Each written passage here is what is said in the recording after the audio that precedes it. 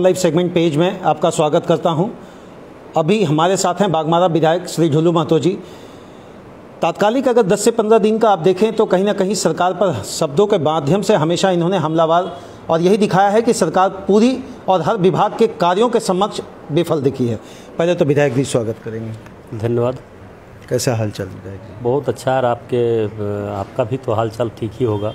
थोड़ा सा परेशान रहे, फादर का तबीयत ये रहा। अच्छा, ये जानना चाहेंगे, अभी इन दिनों कंटिन्यू हम देख रहे हैं कि हेमंत जी से बेरुखी ढुलू महतो जी की, और ये एक चर्चा का विषय बनता चला जा रहा है। देखिए, कोई बेरुखी हमारा उसका कोई व्यक्तिगत कोई विवाद नहीं है, कोई आपस में ये नहीं है, मगर राज्य को जो स्थिति है उस स्थिति को देखते हुए हम एक जनप्रतिनिधि होने के नाते मेरा कर्तव्य और दायित्व भी बनता है गलत कामों का विरोध करना और सच्चाई को सामने लाना। और आज लगातार झारखंड मुक्ति मोर्चा और कांग्रेस के सरकार बने लगभग 1.5 से 2.5 3.5 से 4 साल होने चला।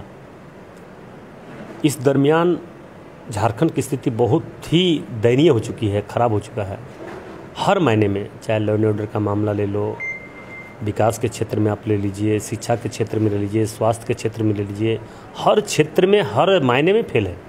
अच्छा, अभी जो आप एक पुस्तकालय समिति की बैठक में कोडरमा भी गए थे, कल धनबाद में भी हुआ, ये पुस्तकालय समिति का बात अचानक दिमाग में कैसे आया? इससे पहले तो हम लोग कभी नहीं इन चीज़ों को देख पा रहे थे।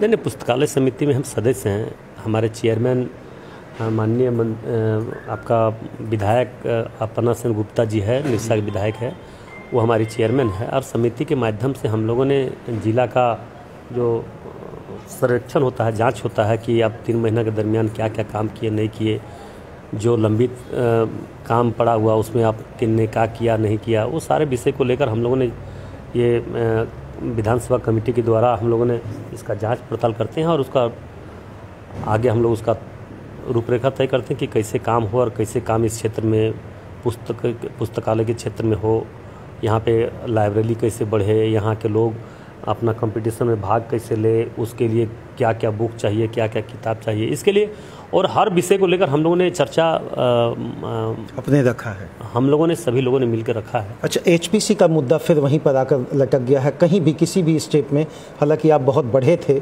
सिग्नेचर भी आपके माध्यम से दिया गया, प्रशासनिक अधिकारी रहे, लेकिन फिर वहीं आ गया। देखिए, सरकार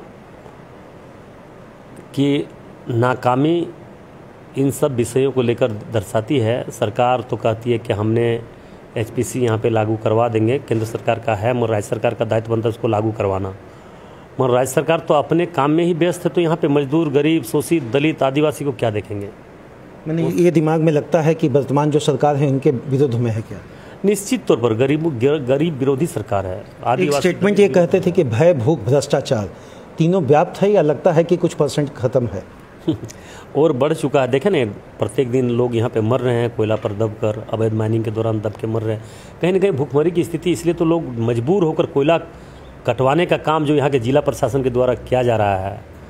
यहाँ के आप देख रहे हैं कि यहाँ डीओ लगाना है तो आपको एसपी ऑफिस जाना होगा। डीओ लगाने के लिए कोयला भून नहीं, डीओ लगाने के लिए आपको एसपी ऑफिस जाना होगा। ये तो सरासर हमको लग रहा है आप आरोप लगा रहे हैं, क्या इसकी पूरी पुष्टि करेंगे आप कि एसपी ऑफिस से ये निर्गत किया जा रहा परमिशन? क्या आप देखिए, आप नहीं जान रहे हैं क्या? कौन सा माइंस बताइए कि BCCL जो अभी जितना अवैध माइन चल रहा है, हमको लगा हजारों की संख्या में अवैध माइनिंग चल रहा है, बड़े बड़े माइंस चल रहा है। कौन सा BCCL को डिप्यूट किया क्या? वो तो प्रशासन के लोग ही। 2 दिन पहले मैंने जलेश्वर महतो जी का एक इंटरव्यू चलाया था, जिसमें मैंने उनसे पूछा कि अगर इस तरह का वाकया होता है तो आप क्यों नहीं पहुंचते हैं? तो उन्होंने कहा कि 5 करोड़ विधायक जी का फंड है, 5 साल में 25 करोड़ हो जाता है, 2 लाख रुपया लगाकर डोजरिंग से लाश निकलवा देते तो हम पहुँच जाते। देखिए, वो करवा रहे हैं, हम जाके लाश निकलवाने के लिए मर्डर के संपर्क कहीं नहीं करवा दे। आपने देखा कि सरकार बनने के बाद लगातार किस तरह से दर्जनों मुकदमा, मतलब लगभग 2 दर्जन से अधिक मुकदमा हम पर झूठा मुकदमा करवाकर जेल भेजवाने का काम किया। लाश हम उठवाने जाएंगे तो 1 दिन में लाश उठवा देंगे, मगर जाएंगे तो सीधी बोलेंगे इसी का मर्डर किया हुआ है, यही मार के बिक दिया है। सरकार में दम नहीं है। हमने तो चुनौती दिया सरकार को, अगर हिम्मत है, लोग कहता है जेएमएम के लोग, कांग्रेस के लोग, हेमंत है तो हिम्मत है। हम भी तो कहा है हेमंत में हिम्मत है तो मेरे चुनौती को स्वीकार करो और 300 आदिवासी दबा वहाँ पे उत्खनन करो और वहाँ पे आदिवासी का लाश, उसका कंकाल को निकाला जाए। मगर कहाँ? विधायक जी, आपके क्षेत्र में कांग्रेस गोलबंदी करने के लिए तैयार है, समाचार तो जरूर पहुँचा ही होगा, लेकिन आपके ही एक समर्थन सीधा लिख दिए थे उस कमेंट के नीचे, कुर्सियाँ खाली है। अब हम इसको किस तरीके से देखें, जो आपके मुखाग्नि से हम समझना चाहते हैं? देखिए, सपना देखना किसी का मतलब कह सकता है कि कोई रोक नहीं सकता है। सपना देखे, लंबा चीज़ को आप छोटे में ही समेट दे रहे हैं। नहीं, लंबा चीज़ को समेट नहीं दे, सच्चाई है। 5 वर्षों के दरमियान किसी की यहाँ अगर मृत्यु भी हो गई, किसी के कोई दुख दर्द में आज तक जलेश्वर महतो ने देखा, media, social media, print media, किसी में आप लोगों ने देखा नहीं होगा। वो किसी का दुख दर्द में जानता ही नहीं है। जानता है कि बस हमारा वोट बैंक है, हम वोट बैंक लो लेंगे। जो जाहिल लोग हैं, जो मतलब गलत लोग हैं, देश विरोधी है, वैसे लोग का कुछ वोट उसको मिल जा रहा है। कल आपके कार्यालय में एक प्रेस कॉन्फ्रेंस हुआ जिसमें सीधा आरोप लगाया गया कि विजय झा और जलेश्वर महतो इसको भ्रमित कर रहे हैं लोगों को, 4 लाइन का एक मैसेज डाल रहे हैं कि डीसी पैसेंजर चलेगी। क्या ये सही है या इस भ्रम को हम भ्रम माने? इन लोग को कोई जानकारी नहीं है। ये लोग तो भ्रम फैलाने का शुरू से ही काम किया है। आज बहुत बड़े बड़े बात बोलते थे। अगर हिम्मत है उन लोगों में, यहाँ पे जब बीजेपी की सरकार थी, हम यहाँ के विधायक थे, तो लोग प्रत्येक दिन अखबार में आप देखते होंगे, बाघमारा में आतंक राज, बाघमारा में आतंक राज। आज मुंह में क्या बेंग घुस गया है कि नहीं बोल पा रहा है। अच्छा, इसको गांधी प्रखंड आप मानते हैं आज भी है या वाकई में आतंक राज उन लोगों के द्वारा सुशोभित किया जा रहा है? अरे मुख्यमंत्री जी के नेतृत्व में आतंक पूरा झारखंड में मचा हुआ है। कहाँ पे हत्या, मर्डर, लूट नहीं हो रहा है? कहाँ पे उग्रवाद बढ़ा हुआ नहीं है? कहाँ पे लोग अवैध माइनिंग के दौरान हजारों लोगों की जानें नहीं जा चुकी है? अच्छा, 81 विधानसभा में केवल ढुल्लू महतो जी पर ही सीधा धूरी घूम जाता है, इसका कारण क्या समझे? उसका खिलाफ, गलत का खिलाफ सिर्फ ढुल्लू महतो मैक्सिमम मुखर होकर और हमारे कुछ भारतीय जनता पार्टी के विधायक सारे लोग बोलते हैं, इसलिए इस तरह का हम पर आरोप लगता है। अगर हिम्मत, आप देखिए, हम तो जांच एकदम सच्चाई और तथ्य के आधार पर हमने कहा।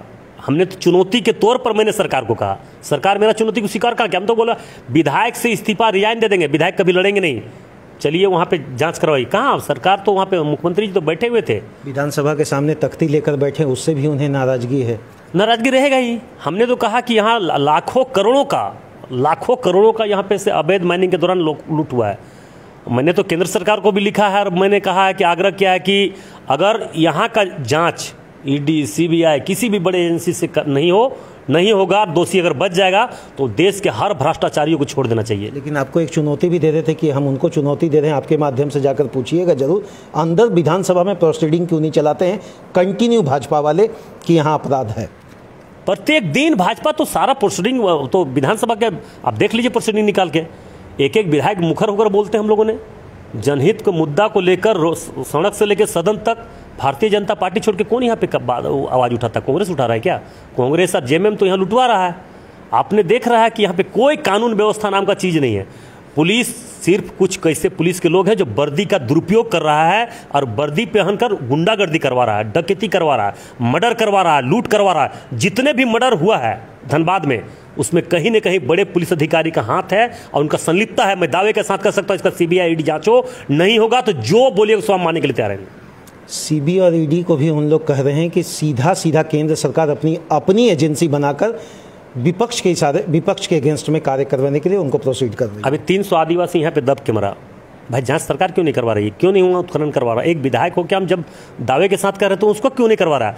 और जब उसका जांच अगर सीबीआई और ईडी करेगा, तथ्य पा जाएगा, तो वहाँ पे अगर करवाए वैसे लोग पर होगा जो लोग करवा रहे हैं, और वैसे लोग पर करवाए होगा तो बोलेगा ईडी और सीबीआई केंद्र सरकार का है। चोरी करेगा तुम, लूटेगा तुम, जमीन लूटेगा तुम, आदिवासी जमीन लूटवाएगा तुम, पत्थर यहाँ से बांग्लादेश भेजवाएगा तुम, कोयला यहाँ से भेजवाएगा तुम, और अगर जांच होगा तो बोलेगा ईडी और सीबीआई केंद्र सरकार का है। मतलब लूटने के लिए छूट दिया है क्या? लूटने के लिए मुख्यमंत्री का वोट आपको मुख्यमंत्री लोगों ने बनाया है क्या? धनबाद के एक व्यक्ति हैं, कांग्रेस के नेता हैं, उन्होंने कहा कि विधायक जी अब धर्मनिरपेक्ष नहीं रहे, धर्म सापेक्ष हो गए हैं और सनातनीय चोला पहनकर कहीं ना कहीं सनातन को प्रोसीड करने में बाघमारा में लगे हैं। देखिए, वो जो लोग इस तरह के बात कर रहे हैं उसका कोई बात का मोल नहीं है, कोई महत्व नहीं है। अगर हिम्मत है तो सामने आके बैठ के बात करें, हम बात करने के लिए तैयार है। एक भी असत्य के रास्ते पर ढुल्लू मत नहीं सकता है। असत्य के रास्ते पर चलने वाला कोई भी व्यक्ति होगा उसका विरोध हर तरीके से हमने किया है और आने वाले समय में करेंगे। बस 1 मिनट और समझ लेंगे, आज हम उल्टा इंटरव्यू चलाएंगे। कांग्रेस को क्या आप सलाह दीजिएगा? कांग्रेस को सलाह क्या देंगे? पूरे देश से सुफड़ा साफ हो चुका है तो कांग्रेस को सलाह देंगे शांति से। सारे लोग, जितने लोग सनातनी हैं, जितने लोग हैं हमारे भारत के हितैषी हैं, जो हमारे भारत के आगे बढ़ाने के प्रति सोच रखते हैं, सारे लोग बीजेपी में आ जाएं और भारत को आगे बढ़ाने में माननीय मोदी जी को हाथों को मजबूत करें, यही मेरा आग्रह होगा। और आप एक चीज़ कहते हैं कि कंठी माला लेकर रामराज मंदिर में आकर जपें। आसपास के जो भी स्क्रैप वाले नेता जिनको आप लोग सुशोभित कर रहे हैं, क्या वो राम मंदिर आएंगे? तो उनको बैठने का जगह, माला जपने का देंगे ना आप लोग? आश्रम बना हुआ है। हमने तो कहा कि पूर्व विधायक जलेश्वर महतो की उम्र भी 75-80 साल होने चला। यहाँ के और कई नेता इस तरह से जो हमारे खिलाफ बयानबाजी कर रहे हैं, आज तक एक भी धर्म के क्षेत्र में ना काम किया, ना कोई सामाजिक क्षेत्र में काम किया, ना कोई गरीब, शोषित, कमजोर, आदिवासी, दलितों के बीच में कोई जाके सेवा करने का काम किया। अगर है तो उसका दिखावे, हमको फोटो दिखावे, सोशल मीडिया में दिखावे, प्रिंट मीडिया में दिखाएं, कहीं पर अगर अखबार में आए तो वो दिखावे। इन लोग सिर्फ और सिर्फ अपने सत्ता और स्वार्थ के लिए, अपने परिवार के लिए राजनीति किया है। मैंने देश और राज्य और इस क्षेत्र के धर्म को और समाज को आगे बढ़ाने के लिए मैंने किया है। बाबा आ रहे हैं ना? निश्चित तौर पर बाबा आ रहे, इसीलिए तो खलबली मचा हुआ है। अभी पूरा पुल पुलिया का जो निर्माण हो रहा है, क्या लगता है उससे पहले ये काम हो जाएगा कि लग रहा है कि अभी देर है? नहीं, ये तो काम लेट लगेगा, मगर हम लोग बाबा को लाएंगे।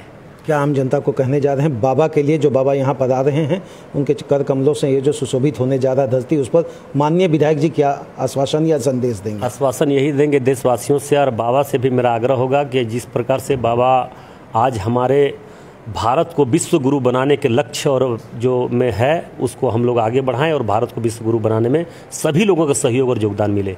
चलिए, बहुत बहुत धन्यवाद। वो बात कहते हैं ना तुम बेवफा हो ना हम बेवफा हैं, मगर क्या करें, अपनी राह जुदा है। राजनीति के स्तर में चाहे बीजेपी हो चाहे कांग्रेस, ये तो तय है श्रीमान, एक दूसरे पर छींटाकशी चलती रहेगी, लेकिन 81 विधानसभा में विधायक जी धुरी बने रहते हैं। इसका एकमात्र कारण इन्होंने स्पष्ट शब्दों में कहा है, हम तो विरोध करेंगे। चलिए श्रीमान, बहुत बहुत धन्यवाद। और दुर्गा पूजा, छठ और दिवाली की अग्रिम हमारे तरफ से आपको यही कहेंगे, कोटि कोटि नमन और प्रणाम रहेगा। आपको भी दुर्गा पूजा, छठ, दीपावली, गोवर्धन पूजा, लक्ष्मी पूजा के लिए मैं पूरे झारखंड, पूरे देशवासियों को और आपके और आपके पूरे टीवी चैनल के सभी साथियों को, मैं अपने बाघमारा विधानसभा क्षेत्र के सभी जनमानस को मैं अपनी ओर से हार्दिक दिल से शुभकामना, बधाई देता हूं। और माँ जगत जननी दुर्गा से यही प्रार्थना करेंगे, भारत हमारा विश्व गुरु बने। इसी शुभकामना के साथ बहुत बहुत धन्यवाद आपको और आपके पूरे टीवी और पूरे। चलिए, बहुत बहुत धन्यवाद।